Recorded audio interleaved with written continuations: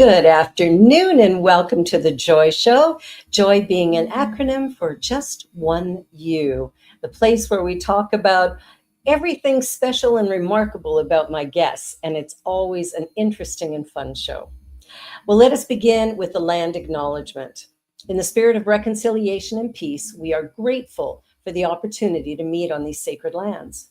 We thank the generations of people who have taken care of this land for thousands of years. We recognize our oneness. We realize our history. We choose to create a new reality. We are one. Miigwech. Thank you.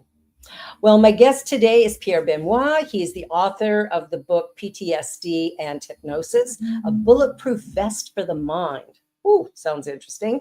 His specialties, he's certified in medical hypnoanalysis and medical hypnotherapy, certified in advanced hypnotherapy. He's a certified NLP master, practitioner certified in eye movement integration, and therapy certified in impact therapy. International speaker, just got back from Australia. He's traveling the world, and he's definitely a good friend of mine. We've known each other a very long time. Pierre, welcome. Well, good afternoon, Barb. It's so glad you're here, that you agreed to do this. And so we want to talk a little bit about your path. Now, not just in the last little while, all your brilliance that you've been doing as you travel around the world, but, what's your journey been like that got you to the place you are now? Well, imagine I initially I wanted to be a what do you call it? A marine biologist. Oh, I didn't know that about you. Oh, new Yeah. information. I like it. What was the impetus for that, do you think? What was going on? Well, it's funny because I saw the movie Jaws back in the days, and I really enjoyed, what the marine biologist that was there. I was like, oh, this is so interesting. I decided it's like, well, okay, I'm going that way. And all of my studies, all the way to CJAP, I took all the big sciences and so on so that I could go that way. Wow. But around I think it was my last year of high school, I was in a biology class, and my teacher was asking for volunteers to bring some kindergarten kids to the zoo. Yeah. Right? And I liked her. She was a good teacher, so I said, "Okay, I'll do this stuff." It's actually a couple of us. We decided to go there, and then they gave me this little kid. They said it's like, well, you'll have just one because this one's having a hard time, kind of, being with others. He doesn't talk to people or anything. So you just take that one. And then we went to the zoo, and we had a great time. The kid started talking to me, started interacting with his friends, and on the way back, they were playing. He was laughing, and we were singing and stuff. And then the teacher said, "It's like, what the heck did you do to him?" I said, well, nothing. It's like he was just like a kid like everybody else, and he just like got into this stuff. Yeah. And then I started thinking, it's like I got to meet some we call them special care counselors back right now. And I met some of those, and then I kind of asked myself, well, what do I want to work with? People or test tubes? And then I switched completely, and I decided to be a special care counselor, which I did for about 20, 25 years. So working with children? Adolescents mostly. Yeah. And psych units. So I went from, it's like I was one of the first special care counselors in the St. Justin's Hospital adolescent psychiatric unit. Yeah. When they opened the department. But I worked for the youth services for until then. Yeah. Then I went to Calgary, where I met you.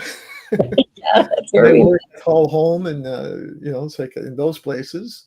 Yeah. When I got back to Montreal, I went back to youth centers and finished at the high security psychiatric unit.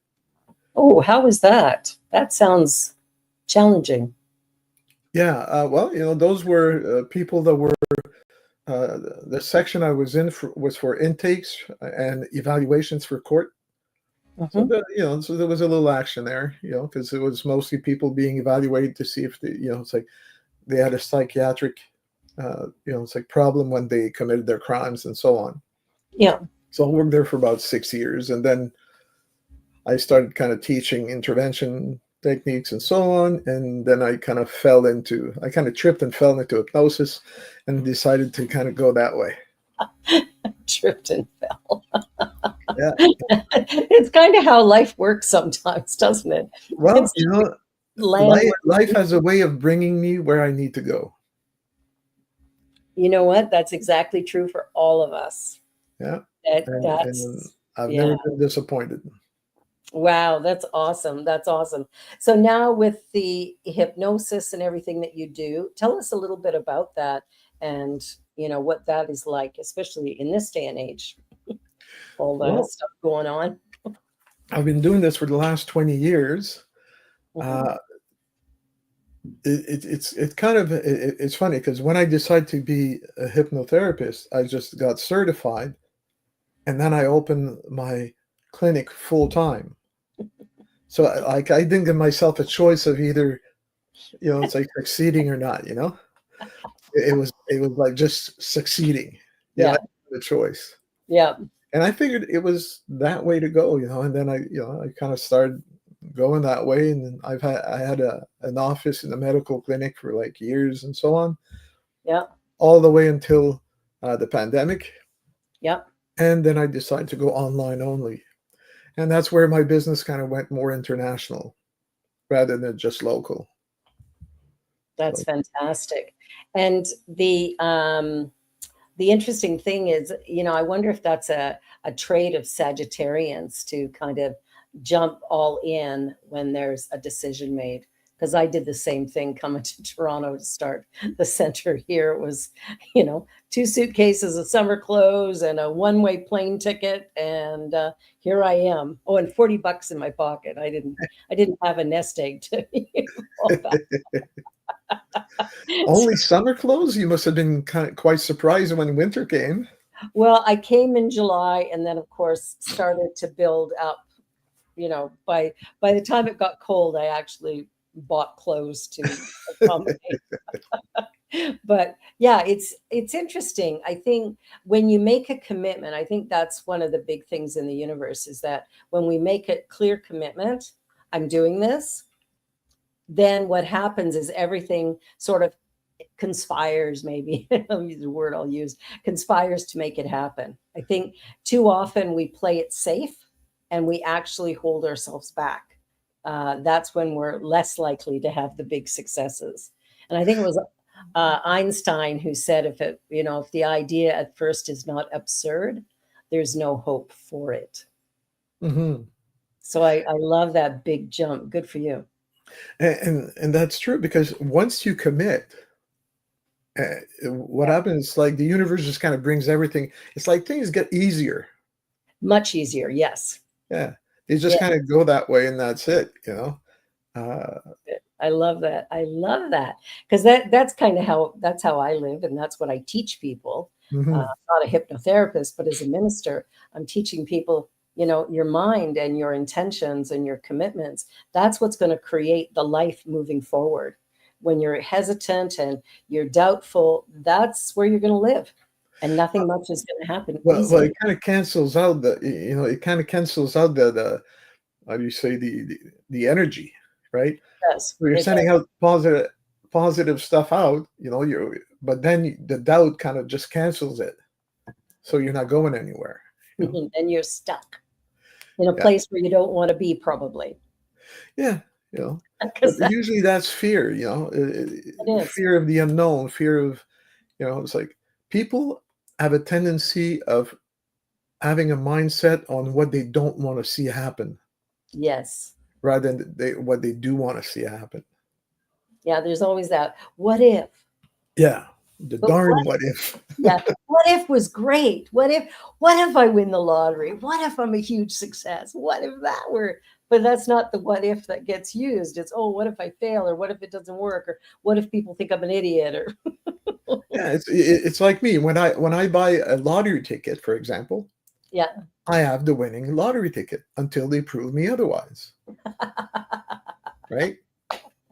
I love that. I love that. That's Yeah. perfect. So Yeah. it's like a lot of times Yeah. I just win chances of winning again. Me too. Me too. But that's okay too, because it's like, oh, another opportunity. So let me try that. So yeah, I think, as we journey along, I think the more we sort of get clear about, what we truly want to do or what we truly desire, as we move into that energy, we begin to move in ways that are really remarkable and easy. Oh, Like yeah. once we create, can't talk, create a clear intention, it's everything sort of just falls into place. Like when I got to Toronto, I was here for a month and ended up working at City Hall in the city councilor's office for the area that I was living in, because I went and volunteered with her. I said, I got nothing to do, so let me go and find a little bit about my neighborhood by door knocking. And so I go out with her and door knock, and she said, do you want to come work for me? So it worked out really well that I was getting a paycheck. I was starting the center, and I worked for her for about 4 months and then quit and moved on from there and got into full-time ministry at that point. And I've been full-time ministry since. I've never done anything else, which is really, really, it's exciting for me. Like Mhm. it's what I love. So yeah, I just, when we look at some of these things that we do and how we do them and why we do them, I think it's really important to do what you love and love what you do. And yeah, I don't know. Yeah. That's my theory. Well, it's a good one. It's a good one. Yeah. Theory is always good as long as it works for you. If it doesn't, change it. If it doesn't work, change it. Yeah, I Yeah. just need to quickly. It's like what I think it was Henry Ford that used to say, if you believe that you can do it, you are right. If you believe that you can't do it, you are also right. That is such a powerful. That's such a powerful thing, that when we realize that, I think that's hard for some people to get. And the other one is, people will say, well, I'll believe it when I see it. No, no, you're going to see it when you believe it.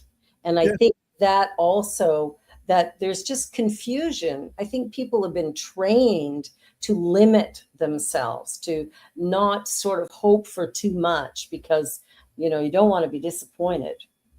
I'd rather be disappointed than not hope at all, right? Like that for me is like, let's fly.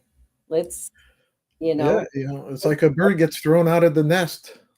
yeah, yeah. It's like either he makes it or he doesn't. And he's very motivated to make it. It really is at that point. Yeah. That's Even the early settlers, when they came to Canada, what they did is once everything was off the boats, they burned the boats yeah. Yeah, so that that's people didn't have a choice than to succeed in making a living of where they were at. They couldn't go back. that's kind of like my one-way plane ticket, my $40. Exactly. And that's when, it's like that's when everything kind of falls into line, you know, Yeah. because they say sometimes positive thinking or positive affirmations, they don't necessarily work unless you align them with the word, with the tone and the actions. Yes. Yes. It has to be in line. When once those are in line and you believe in yourself, it just kind of flows. Yeah, yeah. I think that's what sometimes people forget, is that, just saying an affirmation is a lot like wishing. We can Mm. wish for all kinds of stuff, but that is not going to bring it into our experience. No. We have to actually have it right in our bones that I am doing this. Like when I Mhm. came to Toronto, there was no back door. It's like, here's what I'm doing and I'm going forward. And I think that's a really important piece, is that we make that commitment that's solid. And then from there, and, sky's the limit. and also take action, Oh, you got to act. Yes. Yeah, I it's think more it kind plane. of reminds me of a joke I heard at a point in time where this guy prays to God and asks him to, to win at the lottery. Yeah. And it's been like two, three, four lotteries. It's like, and then he gets back to God and he goes, God, what's up? It's like, what's happening? I asked you, to give me the winning numbers, or to, to make me win at the lottery. And you hear this thundering voice answer back. It's like, buy a ticket. Right? if, if you You don't, gotta take action. You gotta take absolutely, Yeah, and I think sometimes people are a little afraid, because we live a little too much from what will my friend think, what will my parents think, what will my spouse think, or what will my children think. Like, we've got all these stories running where we're thinking it is our responsibility to make the other people in our lives happy and satisfied, when really our responsibility is to live from our wholeness.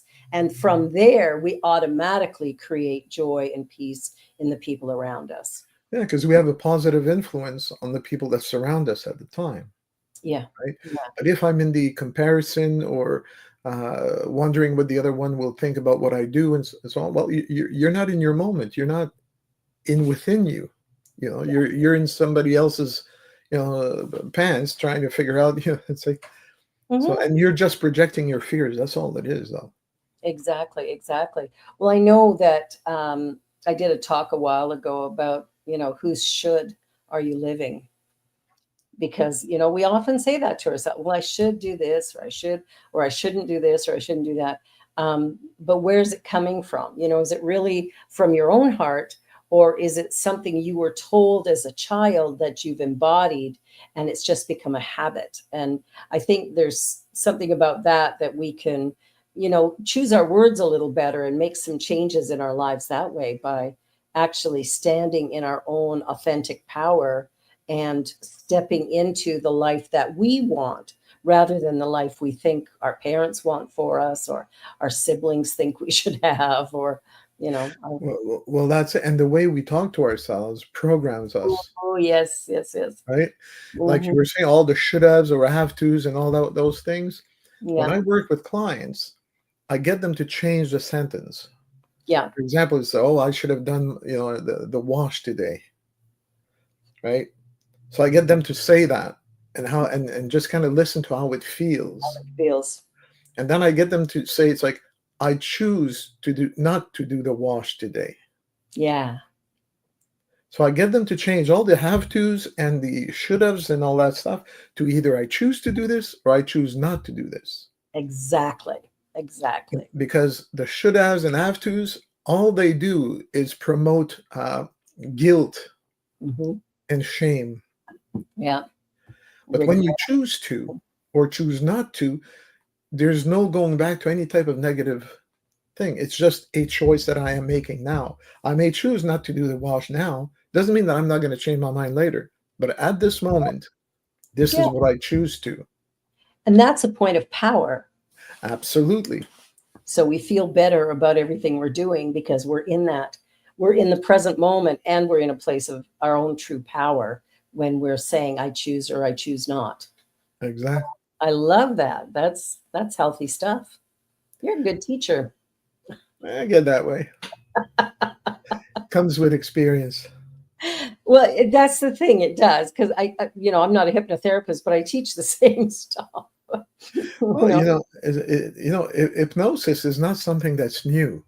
No, it's not. It's been around like since the Greeks. Greeks used to have like what they called sleep temples, where Oh, people would go there and there'd be somebody and they'd be listening to that person and so on, and it would act as a trance. They get into some kind of a trance and stuff. So you had all these things, and you know, so wow. it's not something that's new, No, it's you not. know, but now it's more of a modality to help people out. Yeah. But it's like if you look at commercials, they use direct suggestions all the time, right? It, My daughter was laughing. She said, "Oh man, there was some commercial on for some drug, right? And they're telling you all the horrible things it's going to do if you take it. But in the background, there's people playing and laughing, and she's looking at it, going, "Oh my goodness!" Like they're telling you crap, but they're showing these pictures, and of course, pictures say 1,000 words, right? And it has a bigger impact than just what's spoken. And I thought, good for you at 17 years old to go, this is the manipulation bit, Absolutely. you know? And there's the repetition Oh, yeah, also. that's the other thing. So see, that's the difference between Canadian advertising for medication and US. US, they have to say all those things just so that they don't get sued. Yeah. Canada, they just kind of put it down. Please read the label. Yeah, please read the label. Who reads the label? You know, your doctor says, "Take this," and you do. Like, it's like, "Okay, I'll take it."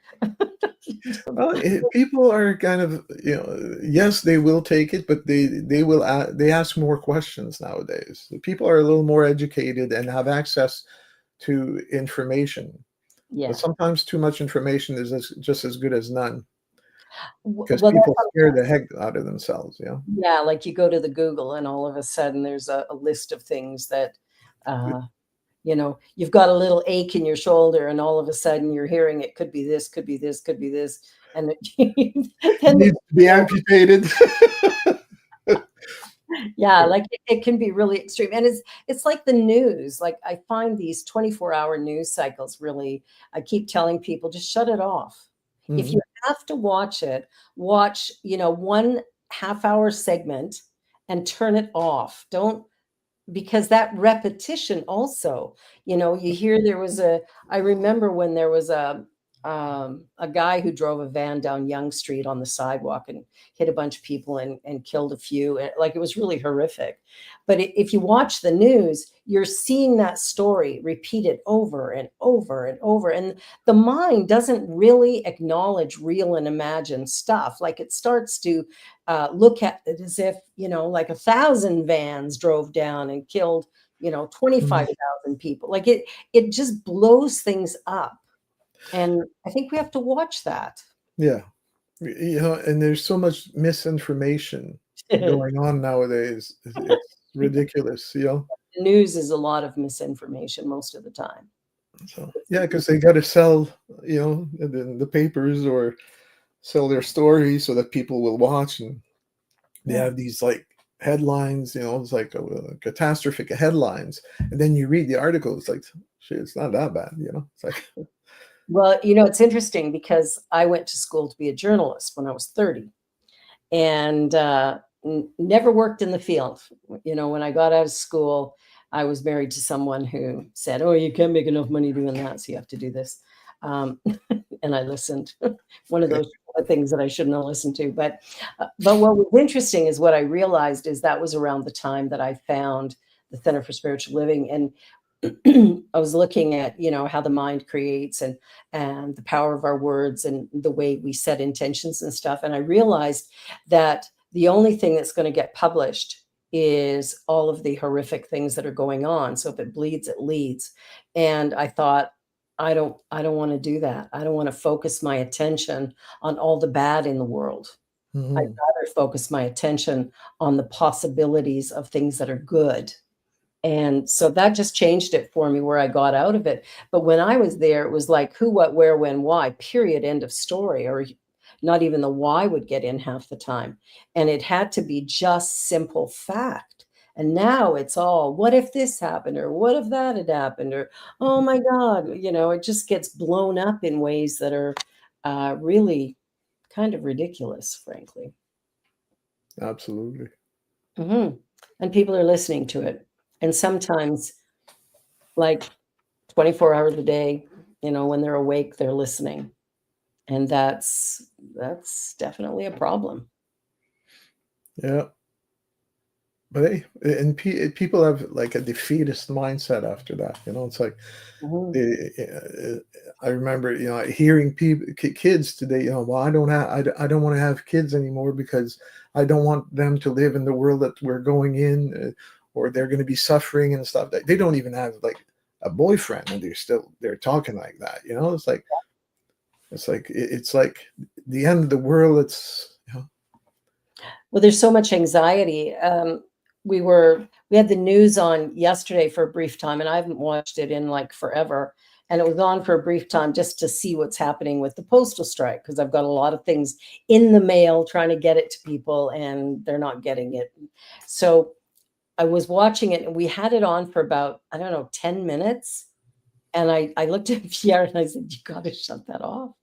I had to leave the room. I was feeling my anxiety just starting to rise up and take over, and I thought, "I don't wanna live there." Like, it was only about 10 minutes of Mhm. that newscast, and I gotta get out of here, so I left the room, and then he shut it off, but it's like, when you're living with that all the time, what that must do to Mhm. you overall, and you see a lot of people with anxiety. Oh yeah, that's about 98% of my clientele right now. Wow. It's And are just they people watching are. the news? Pardon me? Are they watching the news? I haven't asked them. But Maybe after they see you, they stop, or they handle it better. or they handle it better, yeah. Now, Deja's got your website up here, and, of course, it's in French, but you treat. Actually, it's in English also because I have Good. both languages on. Oh, good, good. She's So, showing the English part right now. yeah, so if people know that you're working in both English and French, that is helpful. Any other languages you speak that. No, No, that's it? those two are enough for me. I was going to learn French, and taking, I was doing Rosetta Stone, which is actually really good, and playing with that for a while, but it got where I just didn't have the time to spend on it. And it takes time. And I live with two people who speak French fluently. And But do I'm they speak French with you? Um, Pierre will, Genevieve doesn't, but they'll speak to each other while I'm in the room. And, I want to eavesdrop, of course. So sometimes I can pick up, bits and pieces of what they're saying. But overall, I think it comes to a point. Okay, this is the story I'm telling myself. My story is I'm too old to learn another language. Oh, that's a belief. It's a learned behavior. It's not a true thing. Thank you for that. It's called justification or excuse. Excuse. That's my excuse. Maybe I'll book a hypnotherapy session and you can undo my belief that I can't do it. Oh my goodness. Because it's funny because I worked on it for quite a while and I could read quite well. My pronunciations were actually getting really good. And, but I wouldn't speak it. I wouldn't speak it to Pierre or Genevieve. I just like, no, no, no, no. Anyway, on that note, we're going to go to a commercial break and we'll be back in about 2 minutes. So for those of you who are watching, please stay tuned. We'll be back with more wonderful commentary from Pierre Benoit. And you're watching the New Thought Media Network, and this is The Joy Show. Please help us say thank you to our organizational sponsors, including the Hepperlin Foundation, Affiliated New Thought Network, International New Thought Alliance, Science of Mind Archives and Library Foundation, Center for Spiritual Living Denver, Center for Spiritual Living Midtown, New Thought Philadelphia, Planned Happiness Institute, Summit Center for Spiritual Living, One Heart Retreats, Center for Spiritual Living on the Lake, Unity Spiritual Center, Kitchener, Om Center for Spiritual Living, La Mesa, Satya Center, Center for Spiritual Living, North Jersey, Unity of Savannah, and Center for Spiritual Living Seattle, as well as all of our individual donors. Thank you for making New Thought Media Network a place to be. Please come be you. And remember, like, share, and subscribe. New Thought Media Network, positively inspiring.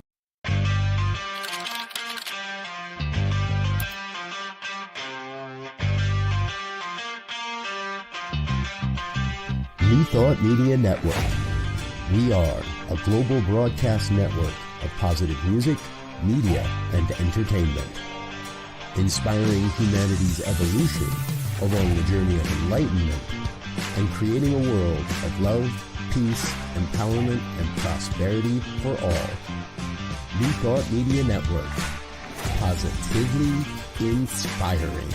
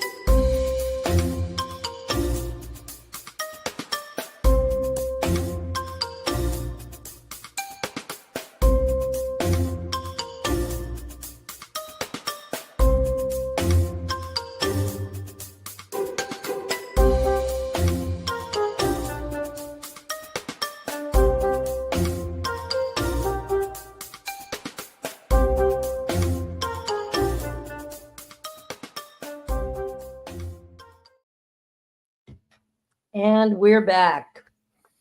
So we've been talking about all kinds of things. I just want to touch base on your recent, hi, Aaron, glad you're watching. I just want to touch base on your trip to Australia, where you were at the hypnotherapy conference and did a presentation. Tell us a little bit about that.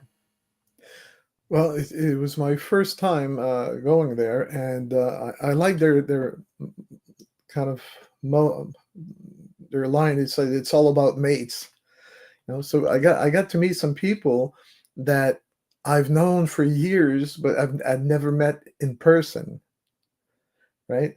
So that was really nice, and the people over there were like, it was so well organized. Like, didn't have to think about anything. You just kind of showed up, did the presentation, that was it. So that was really good. And I got to, at the same time, I got to hear other speakers about their perspective on hypnosis and so on. And, it's like you come back with some really good ideas also to kind of integrate to your own practice. Oh, that's awesome. That's awesome. And do you think you'll go back and present at another time, or? Definitely. Yeah. And what about other places? I mean, there's a lot of places that you could be speaking. Well, it's like there's, it depends where I'm invited, or, yeah. There is that. Yes. Exactly. Yeah. We need to be asked. So we'll just got to let people know that you're open to it. So that's cool. So this, what are you doing as, when people are coming in with anxiety, because I'm getting a lot of people with anxiety as well for various reasons. And, what is it that you're doing with them to help with that? What do you think the most important thing is for them to understand to make that shift? It's to help change their mindset from fear and negative scenarios to what they do want to see or where they want to go. Because usually stress and anxiety is always about a possible future that's perceived as negative. And because the mind is always in the present and believes what you put in, every time you listen or you think about a negative scenario, it makes you react as if it's actually happening. Yes. And the longer you keep the thought there, the negative thought there, the more your imagination fills it and the scarier it gets. So we need to switch the track of the mindset. Mm-hmm. Yeah, and one way of doing that also is to kind of bring them back. It's like, no, right now, bring them back to the present where they are at this time. You're sitting on the chair, you're completely safe. It's like nothing's happening around you. It's like you're breathing well, you've got a roof over your head, you've got, kind of, because that's the only place they have power. Yes. When they think about the past, they're not in the present. They can't change it. When they think about a negative future, well, they're not there. They don't even know, but they're kind of trying to figure out how they're going to go around that negative stuff when that negative stuff didn't even happen. It's just an illusion. Yeah. So we need to kind of help them bring back. It's like in the present moment, and that's the only place where they have power to influence positively that future. Exactly. Wow. Yeah, that makes sense. I see Wayne has arrived. Hi, Wayne. Wayne is from Calgary. Pierre and I both lived in Calgary for a long time, so we know the city well. So one of the things that I try to share with people too is, they'll talk about a certain event that has happened. So we're talking about the past, that place of powerlessness. And, I'll talk to them about, every event of itself truly is neutral. Mm-hmm. It's not good or bad. It's just neutral. And, if you look at it, Pierre, you might look at it and go, I don't really like that. I might look at it and go, wow, that's awesome. So who's right? Absolutely. Yeah, and getting people to understand that the way they perceive things is also impacting their peace of mind and creating a lot of stress or anxiety, depending on their viewpoint at that point. Exactly. And again, it depends also if they're of the emotional factor that happens within that situation. Exactly. Right? And that's what will anchor the negative thought in the mind. Exactly. It's the emotion, because the mind doesn't understand logic. Right. It only understands feelings, emotions, and images. Yeah. All those are interpreted. Yeah. So when I've decided an event is horrible, terrible, awful, I get to be right and I get to feel really bad. Yeah. And then you will kind of put your radar up to try to prevent anything else from like that from happening, but you're always looking for a negative thing to happen. Yes. And the more you look for it, well, the more you're going to see some, right? You're going to find it. Yeah. It's just, I've noticed too, like, when you're out grocery shopping or whatever, you might have a cashier who's a little gruff or something. And you have a choice in that moment to smile and be welcoming. Often they're wearing a name tag, so you can say, "Hey, Sarah, how's your day today?" Or, "Oh, your hair looks so beautiful." Some little tiny thing, or "Thank you so much," and all of a sudden, it's like that wall begins to drop. Mm-hmm.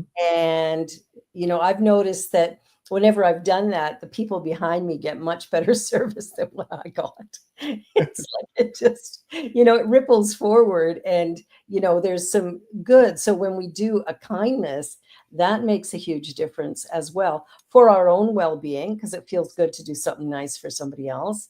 But it's also nice to see, if you get the opportunity to see the benefit of that kindness going forward, because it changes things. Mm-hmm. And sometimes it's just, one thing I like to do once in a while, sometimes I'll be in a restaurant having breakfast or something, and I'll see somebody coming in. And if I feel touched by that person, like I remember there's this older lady that came in, and she went and sat down, and when her husband, who went to park the car, he came in and he told the host, it's like, just I'm looking for this sweet lady, and I thought it was so cool, Yes. very gentlemanly, like, and they kind of sat there and just kind of started talking and had breakfast and stuff. And then I called the waitress over and I goes like, "Give me their bills." Yeah. Right. And I said, "But don't tell them that it's me." Yeah. Yeah. Because I don't feel comfortable, when they kind of come up and, it's like, "Oh, thank you very much." It's like, but, No. but when so most of the time I'm not even there to pay, but when I come back to the restaurant and stuff, it's like, "Oh, you should have seen their faces." They got their smile, and I just tell them the universe, it's like, just recognize them right now. That's Beautiful. And that's cool sometimes, and it's like just a little ray of sunshine for that moment, and Mhm. it kind of starts the day well, you know. Yeah, and it feels good to acknowledge the other people and the experience they're having. I remember when Pierre and I were on our honeymoon, and we And were it's not me. not you, no, the other Pierre Fidel, not Pierre Benoit. Yes, um, yeah, it's funny, same name. Go figure. But anyway, it was interesting. We were we went to the Grand Canyon, and we had gone out for breakfast one morning, and the breakfasts in the US are like these massive things that'll feed 5 people. But the woman, there was a elderly couple sitting across from us, and we were at a Denny's, just a little place, right? So we're sitting there having our breakfast, and she asked for hash browns. And the waitress said, no, you can't have them because that's not part of the special that you ordered. You would have to order a different special. And I'm sitting there going, oh my gosh, they're hash browns. So, the woman went, okay, fine. Obviously, I mean, they were elderly. They, probably my age that I am now. I don't know, but, but they were, you could tell they were on fixed income, and there's no way they could pay the extra, which was something like $1 or $2. It wasn't very much. And I called the waitress over and I said, please bring her an order of hash browns. And so she did. And the woman goes, Canadians are the best people. And I went, well, I'm not so sure about that. We are. but it was like I couldn't believe that, just for that little bit that she couldn't, and I'm sure it's management. It's not the wait staff, it's Yeah, management. But it's little things like that. I went through a Tim Hortons drive-through. I don't eat or drink there, but my daughter does. And so got our order, and behind me, I all of a sudden, sometimes I just get this hit, pay for the person behind you. So I pay for it, and then I look in my rear view mirror, and it's cop car. And I just chuckled. I thought, well, I'll bet that is a surprise for them that somebody paid for their order. But I do that. Just practicing random acts of kindness, whatever that looks like. yeah. I just share. It's like I've got a good life, and I just kind of Yeah. share it with people that way. Yeah, I'm with you. I'm with you. Even, when we look at, as we're walking along the street or we're seeing people, it only takes a moment to smile. Yeah. It doesn't cost us a thing, but it might really make a difference in somebody else's life. Yeah, so I don't carry money much on me, but sometimes you'll get change and stuff, and I got that little I got a little cup in my car, so every time it's like I go downtown, well, you have people kind of asking for money and so on, so I just kind of give it to them.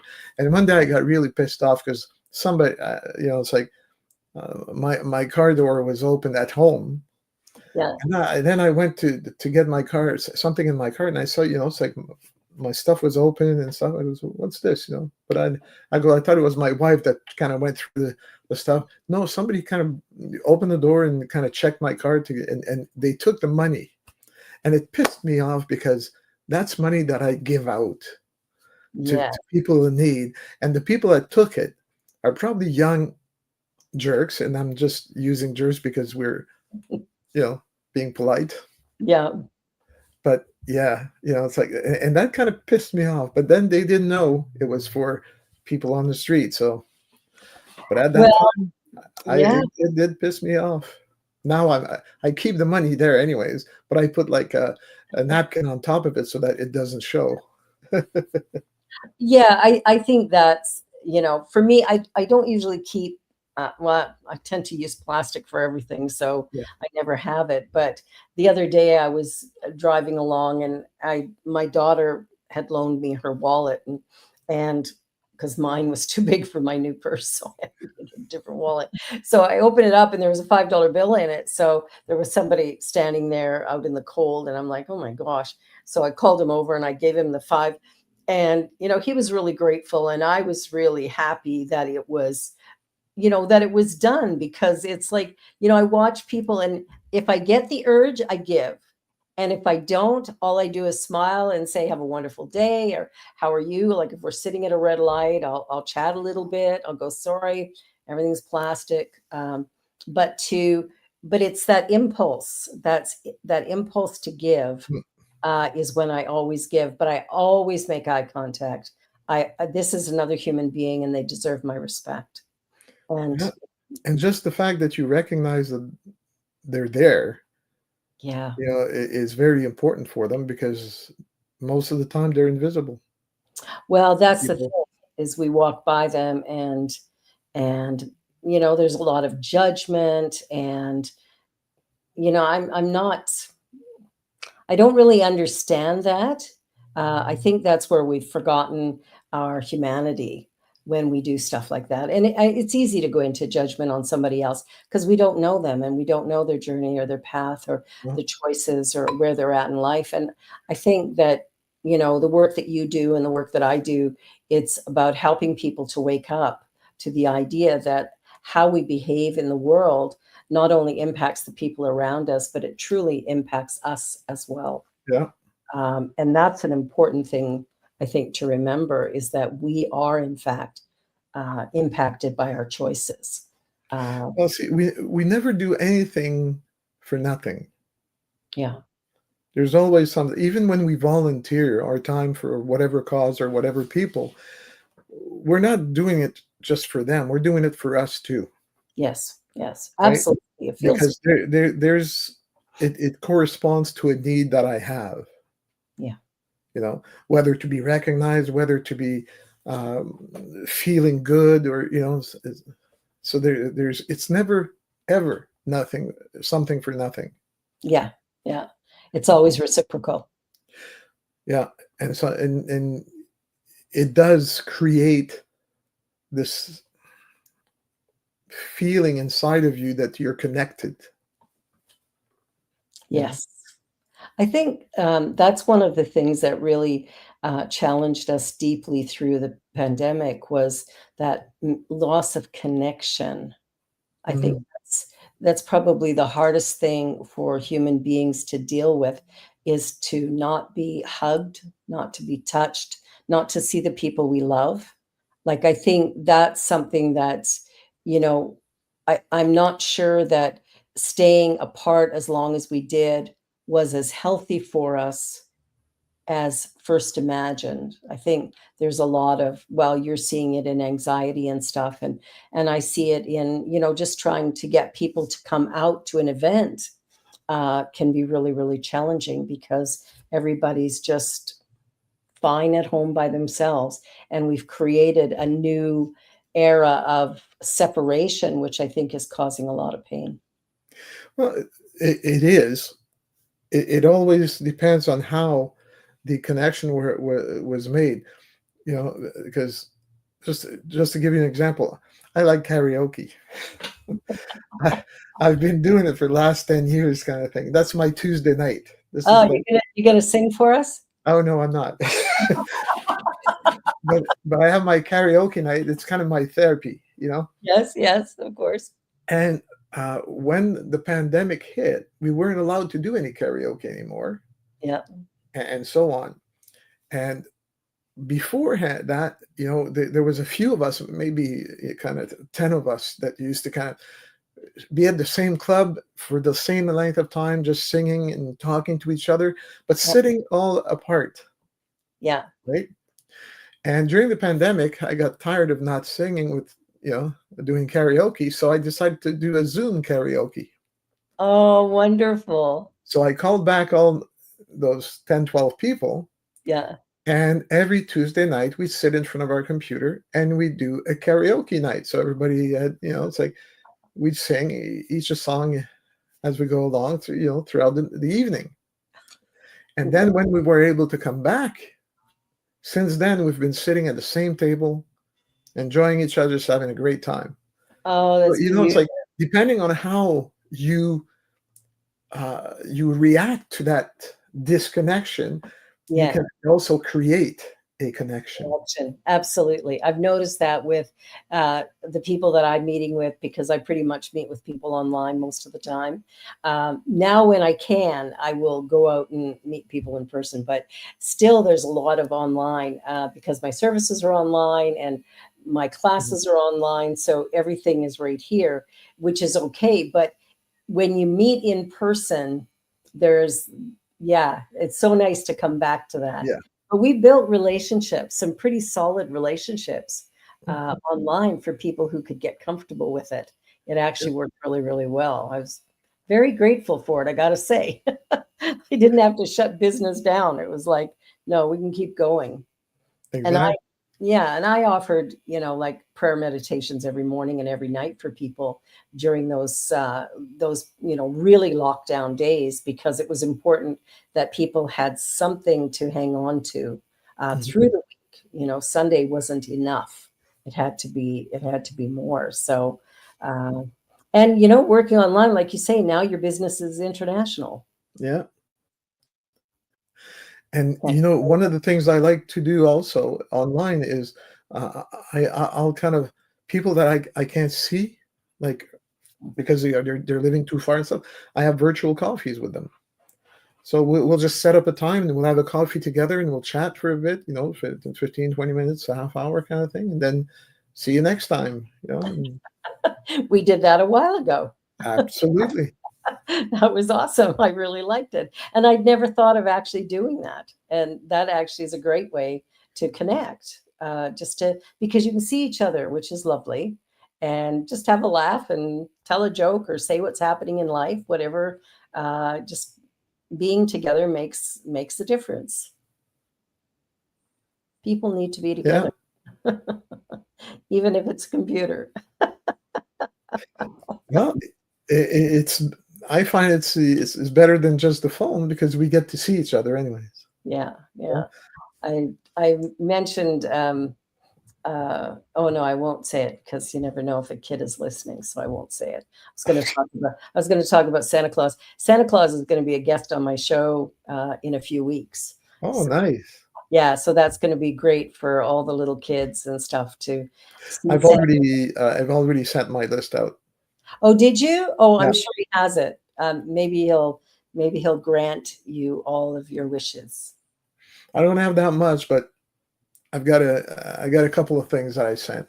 He can choose one in the short list, or you can choose all of them. It's like, Oh, so what's on the list? Anything interesting?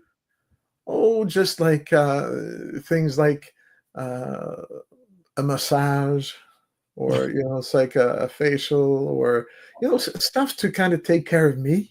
Self-care. Yeah, I love self-care self-care. stuff. It's like I'm not. I don't want a car or anything. I got one, and it's like I just simple little things. That will make you feel terrific. Absolutely. I love that. I love that. I think that's one of the things we forget sometimes is that importance of self-care. Doing things that make us feel joy, that provide us with a sense of peacefulness, that really does make a huge difference. And keeps us healthy. Keeps us healthy. Yes. Yes. My year this year, I created a little sign that said self-care. And that was my year. Everything I did this year was about self-care. And it's paying off really, really well, actually. So I'm very, very grateful for that. Excellent. Awesome. Well, I don't know if Santa can do a massage, but he might be able to send you a massage therapist. Or send me to a massage therapist. Send you to a massage therapist. Yeah. Yeah. So that would be good. We're down to our last 5 minutes. And what do you think is probably the most important thing for people to know moving forward to create a life that is, peaceful and joyful and interesting? Well, one of the things that my wife told me once is everything is perfect. Yes, it is. And I stayed with that. And it's like, even in a challenging time, that moment is perfect because it's something to learn from. It's something that you need to be aware of. It's something. So everything is perfect. So allow yourself to trust in yourself, believe in yourself, and know that everything for you that happens is perfect. I love that. I love that because that's true. The thing that I like to remind people is that what is, and it couldn't be anything else. And like we said earlier, if you name it bad, then that becomes a misery. Whereas if you name it good, it becomes something more joyful. But if you realize that it just is perfect, that changes everything right there immediately. There's all of a sudden sort of a peacefulness. What's her name? Oh, I just can't find my book. Loving What Is, Byron Katie. Byron Katie wrote the book Loving What Is. And again, that's about present moment and accepting everything as it is and accepting it that it's serving something, that it's taking us somewhere. Oh, there's your book. Yeah. Yeah. See, one of the things I remember still is when you first introduced me to the Center of Spiritual Living. You had brought me to church, Hmm. and I really enjoyed the speaker that was there. Well, there was a couple of people, and it really kind of connected with me. And I remember that at that time I bought a book that was there, which was, I think it's called Joy, Love is Joy. Hmm. And I've read that book, I think 8 to 10 times. I still have it. I love what it says in it. You Yeah. know, it's written by a kid or something like that. You know, it's really totally awesome. Yeah. So, but that's one of the, with regards to the Center of Spiritual Living, that was my first contact with it, with you at the time. It's like that's still Yeah. really fresh in my memory. Yeah, that's beautiful. That's beautiful. Yeah, I my favorite book of ours is The Science of Mind, and that has carried me well through the years. I keep reading it over and over and over again, and but there's a bunch of others that I read many, many times over, and one of them is by Alan Cohen, and it's called "Joy Is My Compass," and that also, it speaks so. I think that's the one. Joy is my compass. Joy is my Yeah, not compass. love is joy. It's like, yeah, It's okay, yeah. yeah, it's just, yeah. Yeah, joy is my compass because it really when we're following our joy, when we're following our inner, sort of love and desire and hope, all of that then moves us forward, like we talked in the beginning, of creating an easier flow in life Mhm. as we're doing what is actually ours to do.